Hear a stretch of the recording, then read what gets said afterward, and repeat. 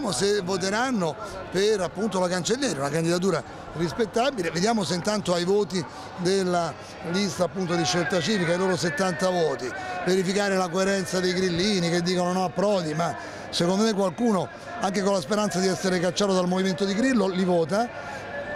Prodi, così dirà ho salvato la democrazia, mi cacciano e così lo stipendio me lo tengo tutto intero, perché se vanno nel gruppo misto non devono più rispondere a Casaleggio. Quindi Prodi potrebbe essere salvato da una corrente numismatica grillina, quelli che vorrebbero lo stipendio intero e che se si fanno cacciare dalla lista di Grillo dicendo abbiamo votato Prodi, salvato la democrazia, trovano una motivazione nobile e un intento molto meno nobile. Quindi vediamo come finisce.